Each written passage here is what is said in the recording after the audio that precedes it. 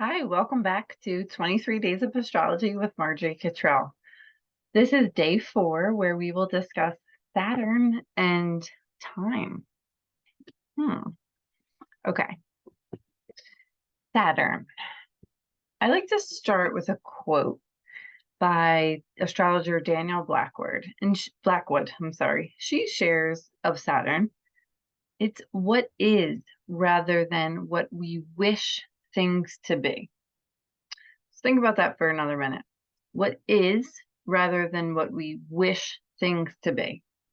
So embedded in those words are stories of limits and boundaries, all very Saturnine things. So when we think of the planet Saturn, we think of boundaries. We also think of time, as it is a planet that really shows us lessons that are going to take a very long time. Embedded in Saturn's meaning is also limitations, but also wisdom.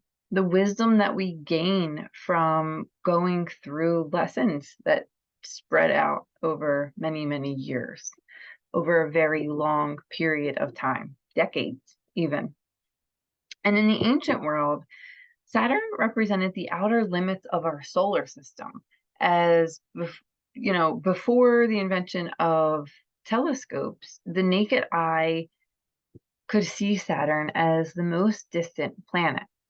So he was out there in space, dim and dark, and moved slowly and had rings around him, symbolic of all of these things that we're discussing. So pondering Saturn takes up a lot of time in my life.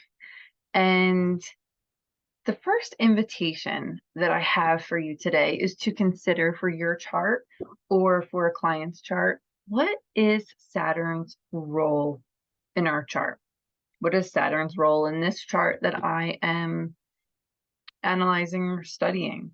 A Saturn in the first house, depending on what sign is there, may speak to a person who takes a really long time to understand themselves or to develop their sense of self. In the 7th house, this could speak to a really long partnership. It could speak to a partnership that comes later in life. It could speak to a partnership that takes a long time to come to fruition, or even a long time partnership of solitude with yourself. So the first thing that I really like to do when I think about Saturn is, what is the role in the chart? What is Saturn trying to convey to me?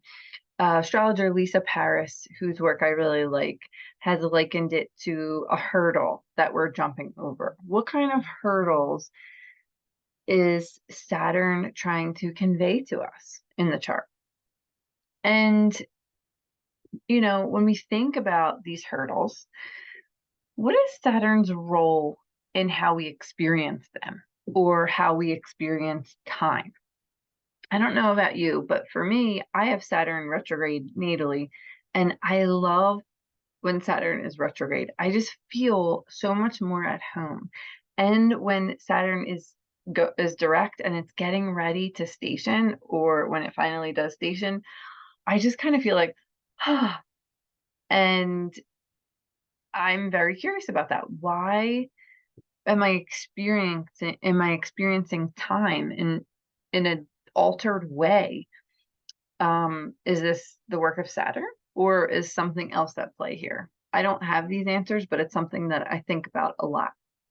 So I told myself I was going to keep this video very short because my last one was not so short.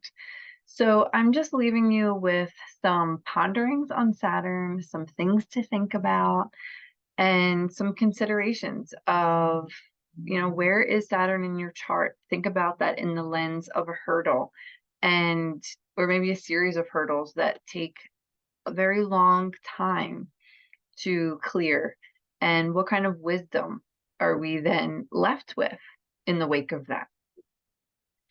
I hope that you enjoyed these ponderings, and I love to hear what comes up for you afterwards. Until tomorrow, have a great day.